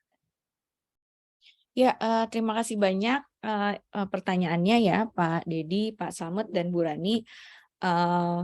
Mungkin saya langsung jawab secara ini ya, langsung nggak berurutan ya, saya langsung jawab saja. Tadi ada yang bertanya, ada yang menanggapi juga soal misalnya keamanan data, apa yang harus dipersiapkan. Saya sepakat tadi ya dengan ketiga penanya tadi, bahwa memang untuk bisa kita menerapkan atau menggunakan instrumen teknologi ini banyak hal yang harus dipersiapkan gitu ya. Jadi memang tidak bisa terburu-buru dan tidak bisa ikut-ikutan. Jadi misalnya ngelihat negara lain ya, salah satu contoh negara tetangga yang menggunakan teknologi itu kan Filipina ya. Oh, di Filipina bisa pakai teknologi, yuk kita ikut. Atau misalnya kemarin ketika COVID ya, ketika COVID lagi tinggi-tingginya, kita melihat negara Korea Selatan pakai instrumen teknologi, kita pengen ikut juga. Jadi menggunakan teknologi dalam pemilu nggak bisa seperti itu, karena tadi ada pertanyaan, apakah kita siap atau tidak? Kita tidak boleh lupa bahwa bagaimanapun juga ini kompetisi politik. Jadi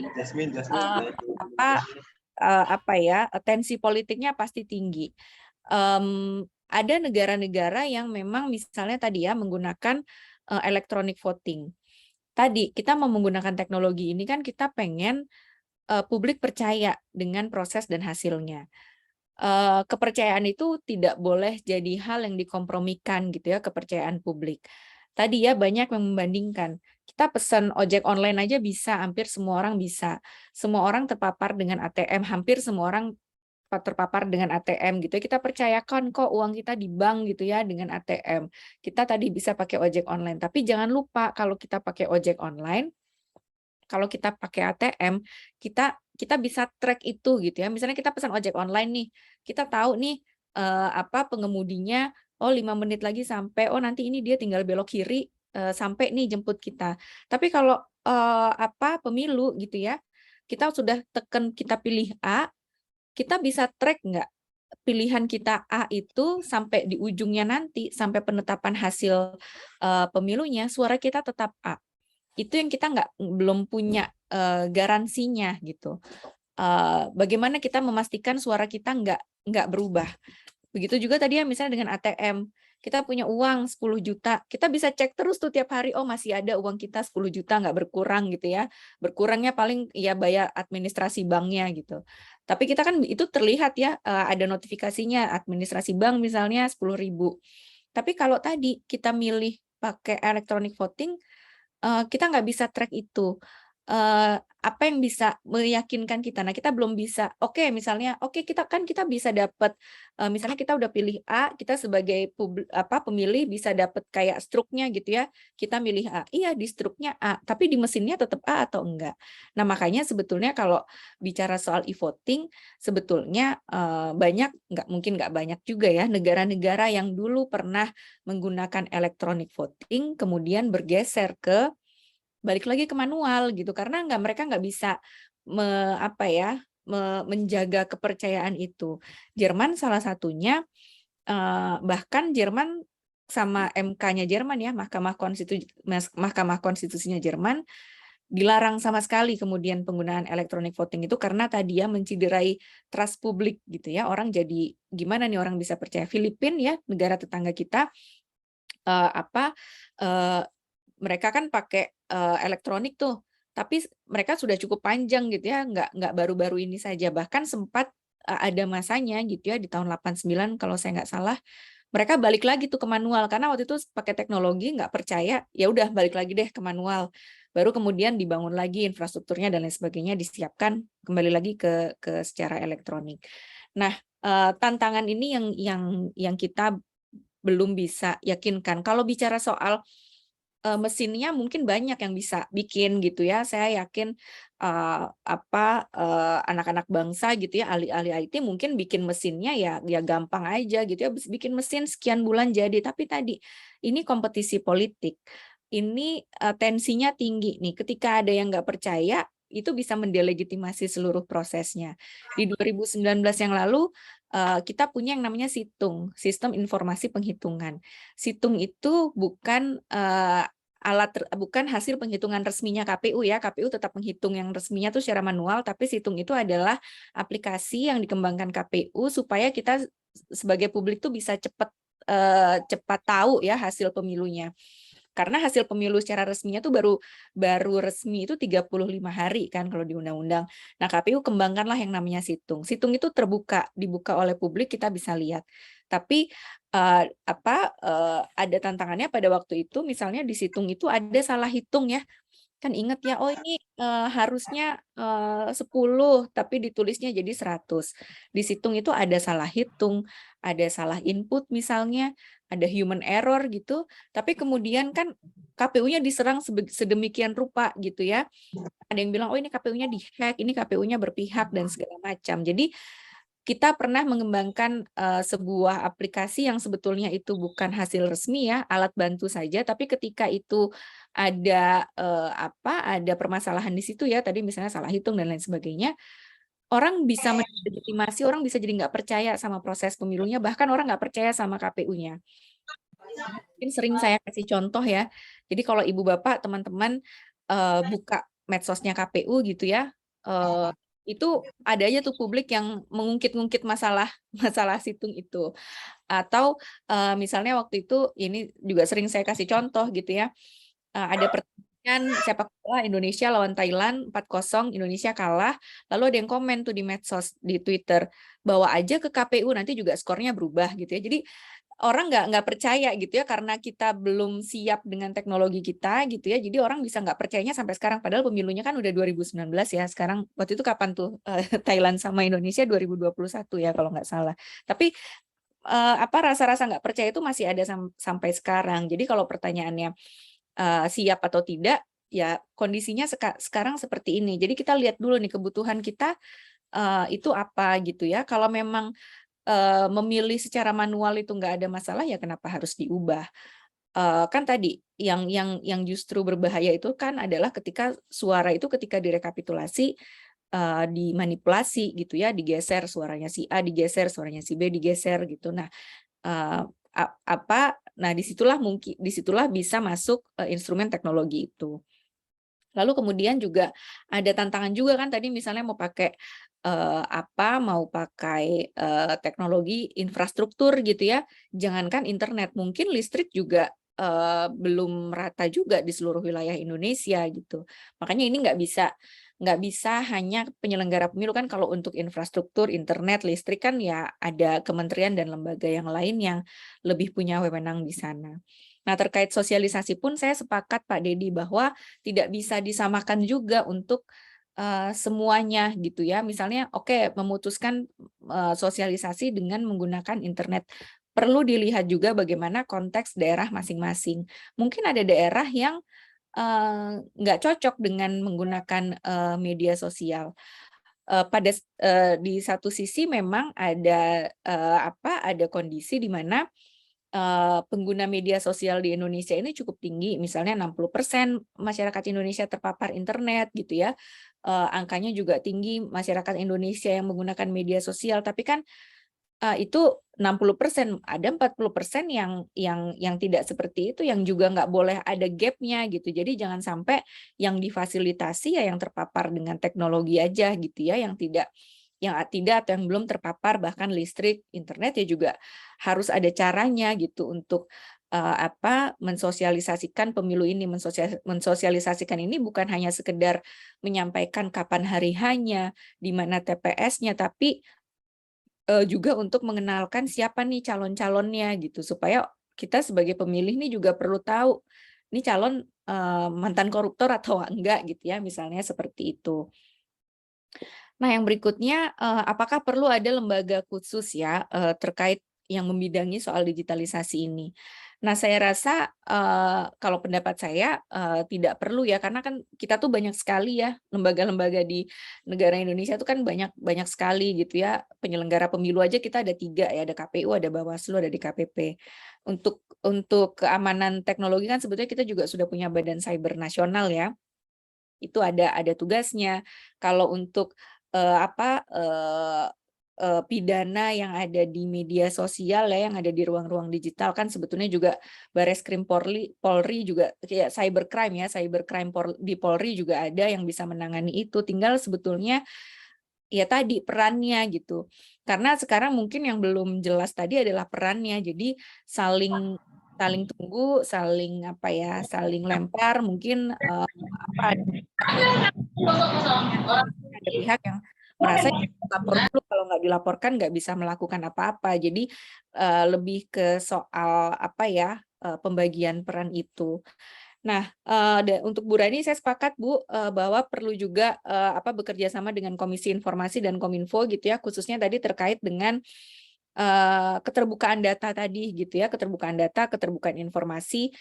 Karena kan bagaimanapun juga pemilu ini kan datanya data publik ya, memang ada data yang dikecualikan, misalnya kayak daftar pemilih kan ada data pribadi di situ ya, misalnya NIK, alamat dan lain sebagainya tidak bisa dipublikasikan gitu. Tapi kalau data misalnya pemenang pemilu, data perolehan suara, data jumlah TPS, jumlah penyelenggara pemilu itu kan data publik yang seharusnya bisa disampaikan secara terbuka kepada publik.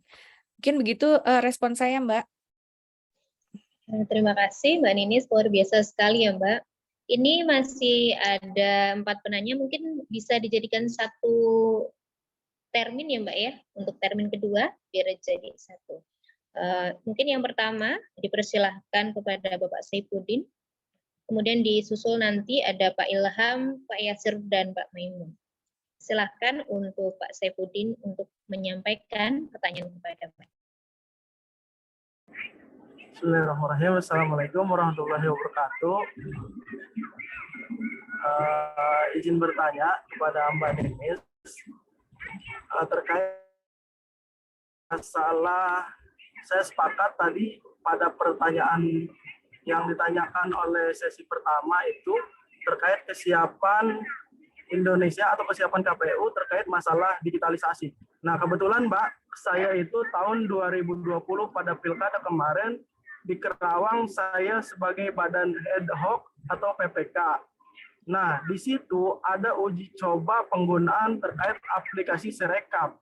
Nah, nyatanya seperti hal-hal yang dulu bahwa aplikasi Sirekap ini ternyata belum siap gitu untuk menopang agenda-agenda KPU atau program KPU untuk mempermudah hasil perhitungan suaranya. Nah, yang saya ingin tanyakan itu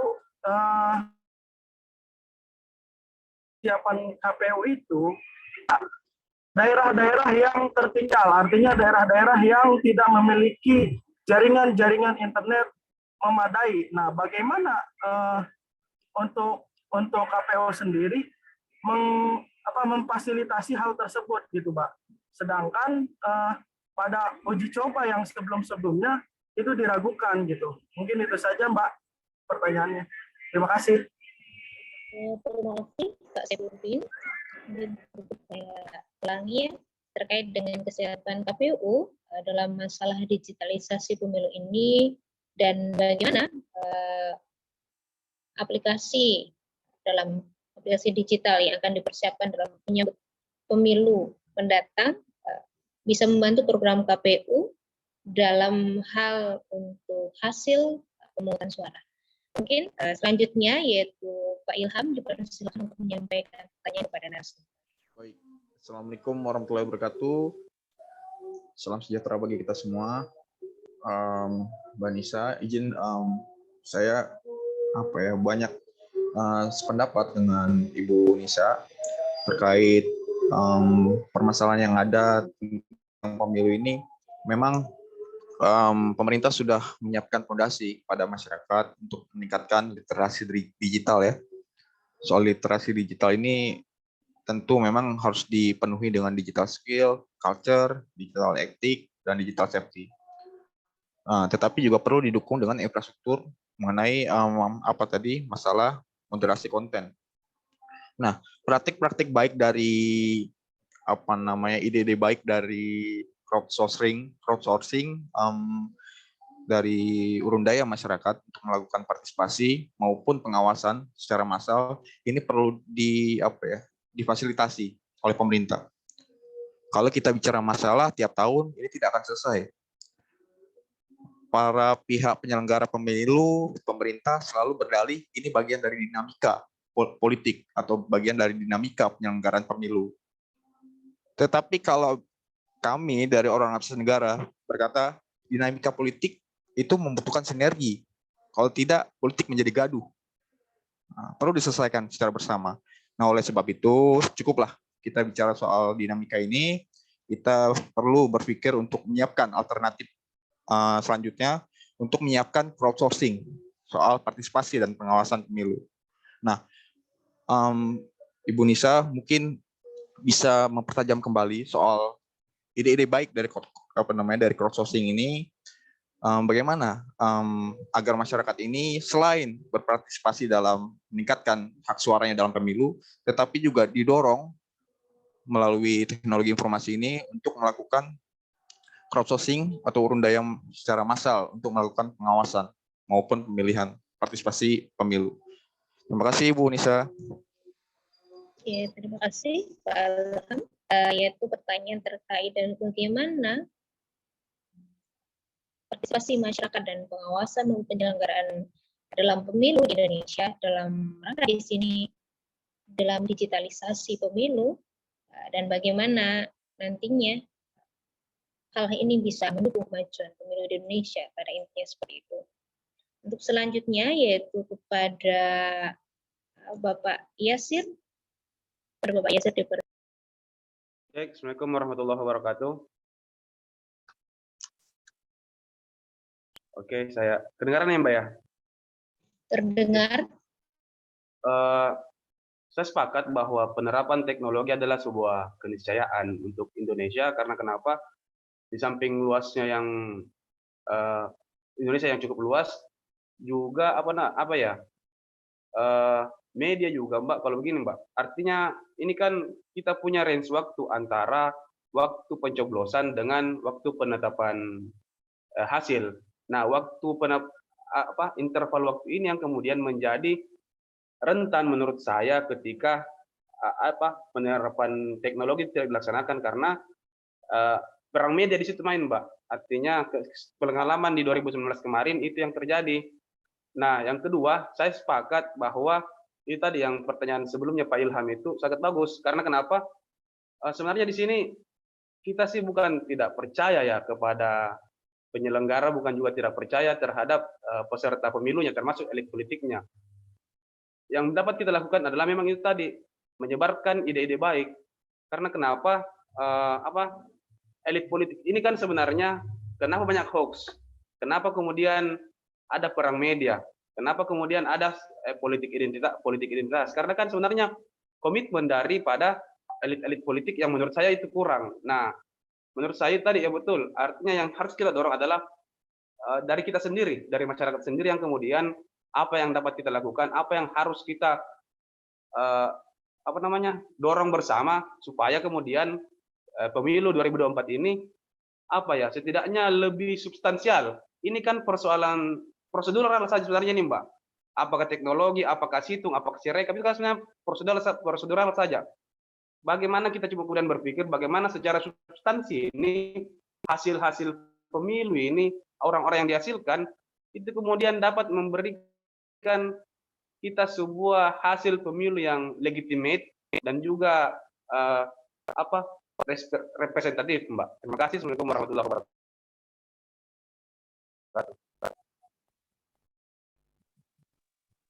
Waalaikumsalam warahmatullahi wabarakatuh. Untuk selanjutnya yaitu pada Bapak atau Ibu, Bapak Maimun dipersilakan.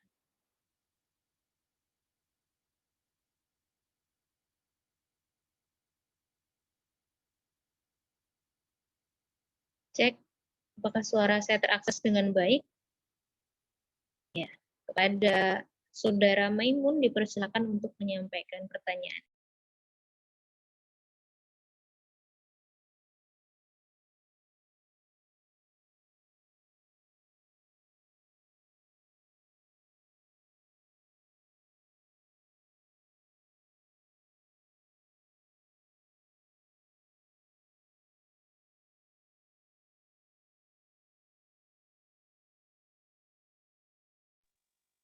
Mungkin tidak sedang di dekat device, saya beralih ke chat ya. Oke. Dari Muhammad Badruddin. Mohon izin bertanya terkait dengan Sipol, Sidalis, Sirekap, dan lain-lain, apakah ada regulasi teknis yang mendasarinya? Bila terjadi kekeliruan di sistem tersebut, bagaimana penanganan pelanggarannya? Bagaimana upaya masyarakat sipil yang ada di grassroots untuk mengatasi akun-akun yang mengatasnamakan peserta pemilu yang menyebarkan hoax kampanye hitam? Mungkin itu Mbak Ninis dari 4 penanya. Kepada Mbak Ninis dipersilakan untuk menjawab pertanyaan. Oke, baik. Terima kasih banyak. Ini pertanyaannya soal Sirekap ya, tadi ya, pengalaman di Pilkada 2020 yang lalu. Sebenarnya Sirekap ini kan apa ya, dia rintisan sudah dirintis mungkin dari pemilu 2014 ya, situng Sirekap itu kan sudah dirintis sejak saat itu ya. Nah, memang ketika 2020 yang lalu ada inisiatif dari KPU untuk itu bisa digunakan di seluruh wilayah di Indonesia. Nah, memang tantangannya tadi yang seperti disampaikan oleh Pak Saifuddin bahwa tidak semua wilayah di Indonesia itu sudah baik ya jaringan internetnya gitu. Karena kan pada waktu itu kan cara kerjanya adalah petugas KPPS itu foto plano ya di TPS itu kan ada plano kertas yang besar itu yang isinya rekapitulasi suara itu difoto, lalu fotonya ya ada aplikasinya ya, ada aplikasi Sirekap, terus memfoto dari aplikasi itu, lalu kemudian fotonya akan terkirim ke servernya KPU. Nah, tapi kemudian tantangannya kan waktu itu bukan hanya sekedar internet ya, tapi misalnya belum tentu di semua TPS itu petugas KPPS-nya punya telepon genggam ya, gawai yang memadai untuk aplikasi itu. Nah, kalau pada waktu itu memang salah satu caranya kalau tidak ada internet, yaitu dibawa dulu secara manual ke kecamatan, nanti kalau di kecamatan ketemu internet baru itu dikirimkan gitu ya.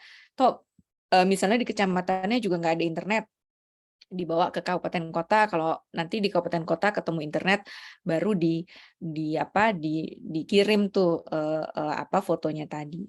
Nah, 2024 kan berbeda ya, karena kalau 2020 yang lalu kan pilkada ya. Kalau pilkada itu kan relatif surat suaranya lebih sederhana. Surat suaranya hanya 1 lembar gitu ya, paling banyak 2, misalnya daerah yang pemilihan gubernur sama pemilihan bupati atau wali kotanya bareng, ya hanya 2 surat suara dan suaranya kan tidak besar-besar. Ya trennya kan paling banyak calon mungkin 5 gitu ya, jadi surat suaranya pun nggak terlalu besar. Tapi ini 2024 itu kan kita menggabungkan Pilpres, DPR, DPRD provinsi, DPRD kabupaten kota, dan DPD. Nah, untuk presiden mungkin surat suaranya sederhana, tergantung dari banyaknya calon. Katakanlah calonnya ada 5 gitu ya, surat suaranya masih nggak terlalu besar. Tapi untuk DPR, DPRD provinsi, DPRD kabupaten kota, dan DPD ini kan surat suaranya besar-besar. Surat suaranya besar-besar, parpolnya banyak ya. 2019 yang lalu kita ada 16 partai politik, calonnya juga banyak. Jadi kalau misalnya di satu daerah pemilihan itu kursinya ada 10, masing-masing partai punya 10 calon, artinya dalam satu surat suara itu ada 160 nama. Itu baru untuk satu jenis pemilihan, baru untuk DPR misalnya, belum untuk DPRD provinsi, kabupaten kota, dan juga DPD-nya.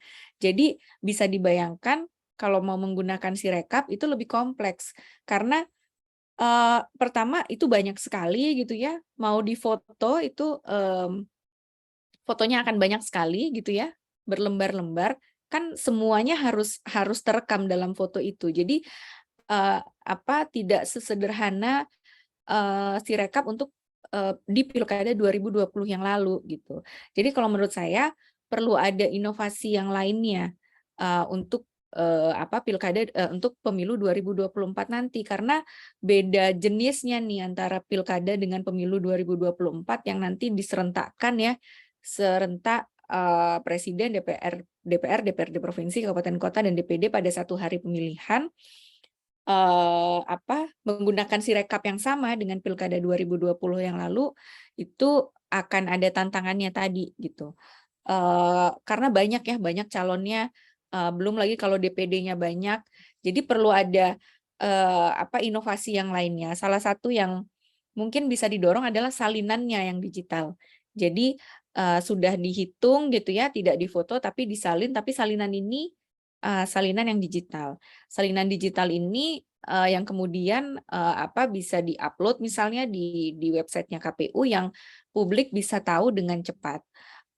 Saksi partai politik peserta pemilu mungkin nggak harus nungguin sampai prosesnya selesai di TPS, karena ya nunggu aja salinan digital. Tapi tantangannya tadi, ini mungkin tadi ada pertanyaan juga ya yang selanjutnya ya, tadi regulasi teknisnya seperti apa. Nah, di Undang-Undang 7 2017 itu kan memang tidak ada kata teknologi seperti di Undang-Undang Pemilihan ya 10 2016. Nah, tapi memang diatur misalnya untuk misalnya untuk sipol gitu ya, untuk tata cara pendaftaran partai politik peserta pemilu diatur dalam peraturan KPU. Atau misalnya ada pasal tata cara rekapitulasi diatur dalam peraturan KPU. Nah, KPU sebetulnya bisa berinovasi di sini. Nah, kemudian yang perlu juga diperhatikan adalah bagaimana memastikan keaslian dari salinan digital ini, karena kalau salinan digital ini bisa dipastikan keasliannya, itu juga akan mudah kalau nantinya ada perselisihan hasil di Mahkamah Konstitusi. Kan pasti MK akan tanya, ini salinannya asli atau tidak gitu ya. Kalau itu bisa dijadikan alat bukti di pengadilan, itu menurut saya bisa digunakan sepanjang planonya juga tetap ada. Jadi misalnya nanti ternyata salinan digitalnya ini punya beda-beda nih. Si calon A beda hasilnya, calon B beda hasilnya. Nah, nanti kan kalau itu bisa diterima salinan digitalnya, MK bisa memerintahkan ya udah buka aja kotak suaranya gitu. Nah, ini yang perlu difikirkan oleh KPU, mau pakai yang mana nih untuk 2024, karena beda dengan Pilkada 2020 yang lalu kan calonnya cuma sedikit, Pilkada gitu ya. Ini kan pemilu yang 5 surat suara gitu, dan 5 surat suara ini kompleks nih kalau kita mau pakai Sirekap yang sama dengan Pilkada 2020 yang lalu. Kalau untuk Pilpres mungkin bisa, tapi 4 yang lainnya ini kan banyak nih calonnya, besar-besar surat suaranya, itu mau seperti apa? Karena kan tadi tujuannya kita pakai teknologi dalam pemilu ya, dalam rekapitulasi, dalam hal ini kan salah satu tujuannya untuk efektivitas, efisiensi, memudahkan penyelenggara pemilu melakukan pekerjaannya. Jangan sampai ya justru malah ya sama aja gitu ya, pekerjaannya nggak jadi lebih sederhana juga kalau kita pakai teknologi ini. Ngapain kita pakai teknologi kalau ternyata tujuan untuk memudahkan, efisiensi, menyederhanakan beban kerja petugas itu nggak tercapai. Nah, yang berikutnya adalah soal ide-ide baik ya, ide-ide baik tadi yang bisa dilakukan untuk pemilu 2024. Literasi digital yang seperti apa. Nah, memang kalau bicara soal crowdsourcing kan ada pengalaman, mungkin Ibu Bapak rekan-rekan ingat di 2019 yang lalu ada yang namanya kawal pemilu ya. Kawal Pemilu itu kan adalah inisiatif dari sekelompok masyarakat yang menghitung kembali perolehan hasil suara untuk Pilpres ya, Pilpres 2019. Ada yang namanya Kawal Pemilu. Jadi mereka itu secara volunteer gitu ya, kelompok masyarakat, mereka tersebar di mana-mana gitu ya, nggak dalam satu organisasi misalnya seperti Perludem, tapi mereka tersebar di mana-mana. Jadi membuka ruang gitu ya kepada publik, karena waktu itu kan KPU kan punya situng waktu itu ya, yang kita bisa lihat perolehan suara di TPS ini berapa di setiap TPS itu kita bisa lihat. Nah lalu meminta publik gitu ya, publik secara luas memfoto form C1-nya gitu ya, form C1-nya di TPS, lalu mengirimkan ke teman-teman Kawal Pemilu ini, itu kan crowdsourcing-nya, dan kemudian dari inisiatif Kawal Pemilu ini kita sebagai publik bisa mengawal suara Pilpres 2019 yang lalu, dan kita bisa kelihatan tuh, kita sebagai publik kan bisa ngawal, oh ini harusnya kalau di total jumlahnya 1000 nih, kok KPU di totalnya KPU jadinya 1100. Nah di situ kan ada kontrol dari publik juga gitu. Jadi inisiatif itu terbangun ketika tadi penyelenggara pemilu membuka datanya transparan. Tapi kalau KPU waktu itu ditutupin gitu ya, hasilnya kita nggak bisa lihat perolehan suara per TPS sampai tingkat TPS. Saya rasa inisiatif itu nggak sulit untuk muncul gitu ya, kontrol dari publik itu sulit untuk muncul.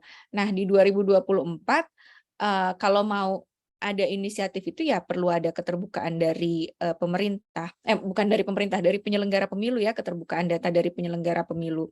Atau misalnya tadi penyelenggara pemilu membuka data calegnya gitu ya, nama-nama caleg itu dibuka, latar belakangnya seperti apa, itu kan juga bisa mendorong publik untuk membuat inisiatif untuk membuat media baru untuk kebutuhan pendidikan pemilih misalnya, untuk tahu siapa calon-calonnya.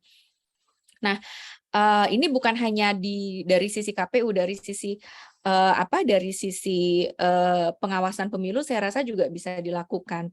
Ada inisiatif 2014, 2019 yang lalu misalnya namanya Mata Masa. Jadi Mata Masa itu adalah aplikasi gitu ya yang dikembangkan waktu itu oleh teman-teman AJI ya, Asosiasi Jurnalis Indonesia sama teman-teman LBH. Jadi mereka bikin sebuah aplikasi, masyarakat bisa lapor kalau menemukan kecurangan pemilu. Nah selama ini kan masalahnya tuh publik sulit melapor kalau ada melihat kecurangan gitu ya dalam pemilu, karena pertama mungkin tidak tahu cara melapornya seperti apa, lalu yang kedua ketika kita melapor itu kan kalau kita bawa ke pengawas pemilu ya, Bawaslu itu kan kita diminta untuk misalnya menyiapkan kronologisnya seperti apa, lalu ada buktinya, ada dokumen-dokumen administrasi yang harus kita isi gitu ya. Mungkin masyarakat secara awam tidak familiar dengan hal seperti itu. Nah, dengan adanya inisiatif Mata Masa ini, kita bisa di aplikasi itu kita bisa lapor aja di situ. Yang penting mencantumkan identitas yang jelas. Nanti teman-teman paralegal di LBH itu yang akan meneruskan ke pengawas pemilu. Nah, inisiatif-inisiatif ini bisa dilanjutkan kalau menurut saya di 2024 gitu ya. Saya yakin di sini teman-teman peserta kursus kepemiluan punya ide-ide yang lebih inovatif lagi gitu untuk melakukan pengawasan dan juga berpartisipasi untuk pemilu 2024. Bicara soal tadi ya penanganan disinformasi, salah satu bentuk yang bisa kita lakukan kan adalah dengan melakukan pencegahan sebelum adanya disinformasi itu muncul gitu ya. Salah satu bentuk pencegahannya adalah dengan kita sebagai publik juga bisa menyampaikan informasi seluas-luasnya tentang pemilu 2024 dengan media yang kita punya. Media sosial sekarang ada YouTube, ada Instagram, ada TikTok gitu ya.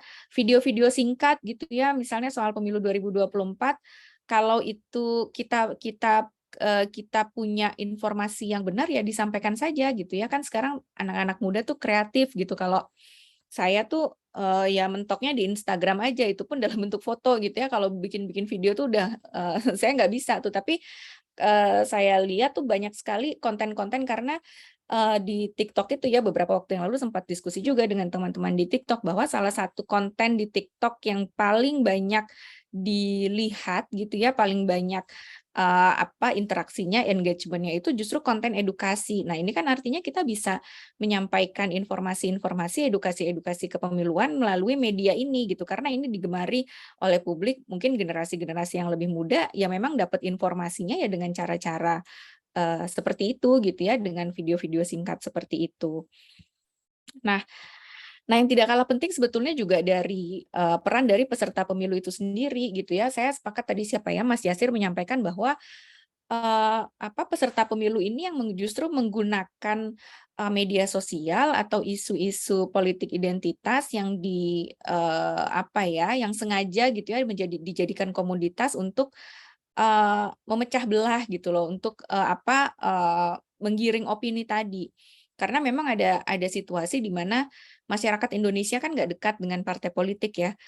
Surveinya indikator politik itu party ID ya, party identification. Jadi kedekatan kita publik Indonesia dengan partai politik tuh nggak dekat, 6,8%. Artinya ya hanya 6,8% masyarakat Indonesia yang dekat gitu ya, bisa dekat dengan parpol. Beda dengan di Amerika, orang bisa dengan bangganya bilang saya Demokrat atau saya Republik. Tapi di Indonesia kan nggak begitu.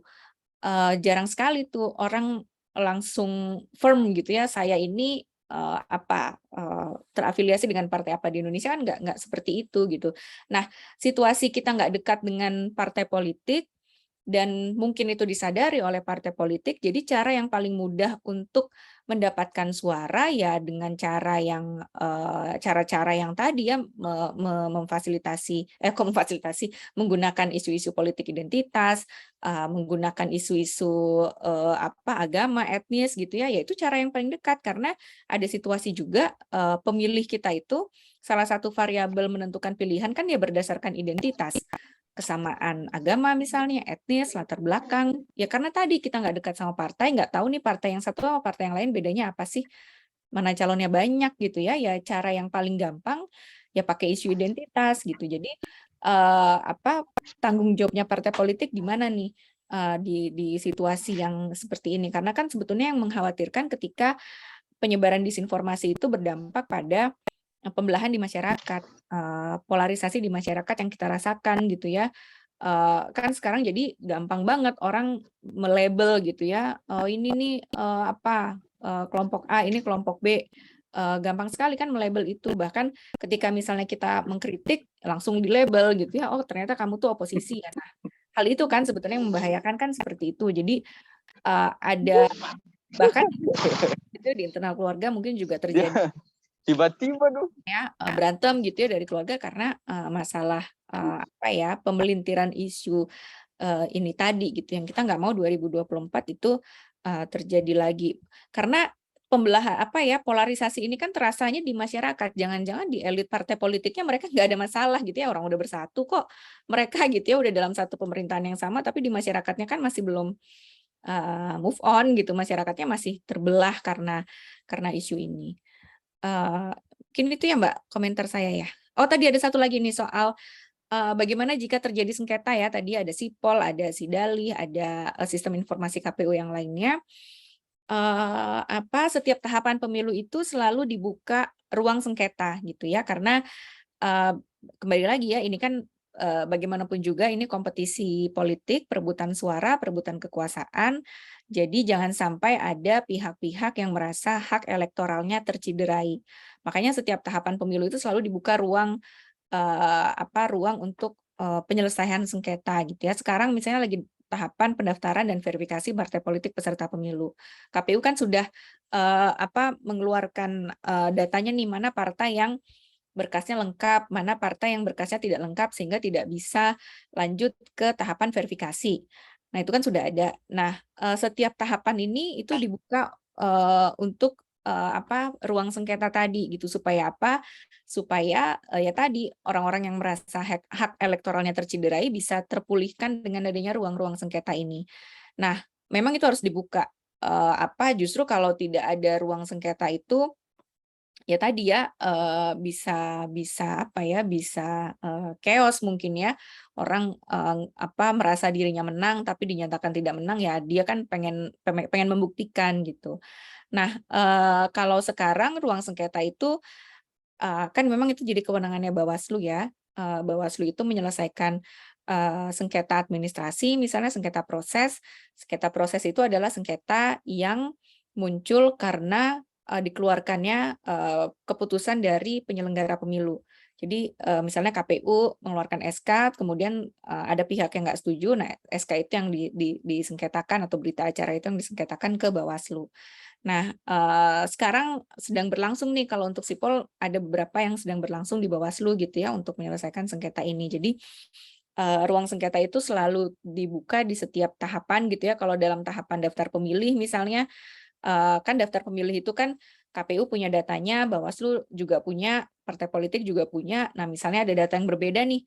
Nah, ini kan kemudian nanti Bawaslu bisa kasih rekomendasi, misalnya didata ulang atau seperti apa. Gitu komentar saya, Mbak. Ya, terima kasih Mbak Ninis, luar biasa sekali. Sepertinya waktu terasa cepat ya Mbak ya berlalu. Mungkin kita cukupkan saja ya Mbak ya.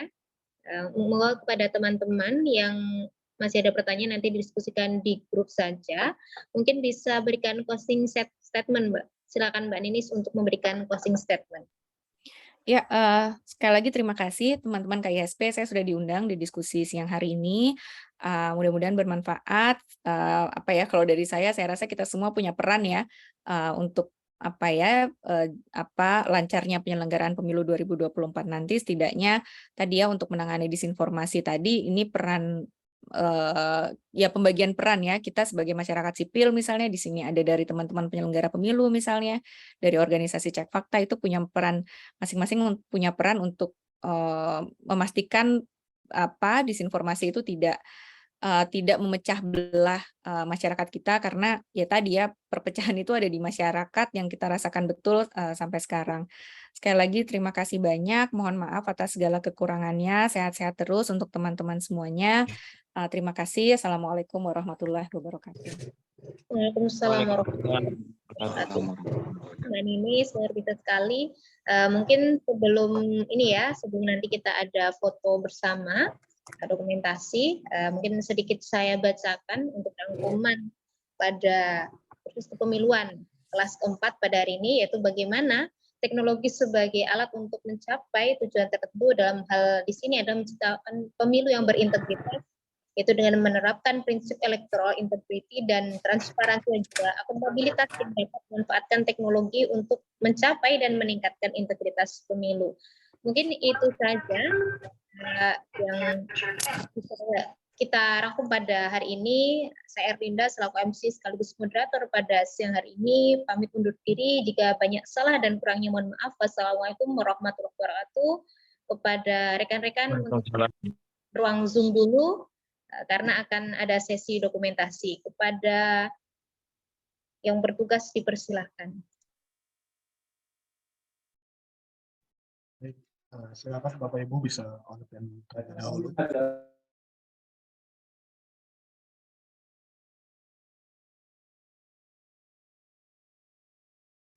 Oke, masih ditunggu. Silakan yang mau on cam.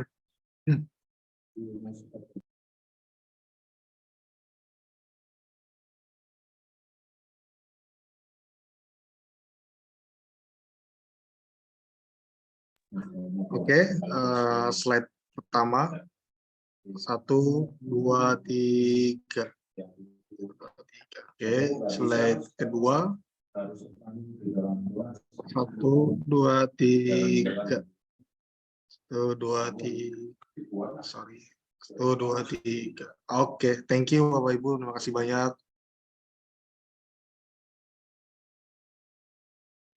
Oke, terima kasih Mbak Erlinda, Mbak Ninis, dan seluruh teman-teman peserta kelas pemilihan pada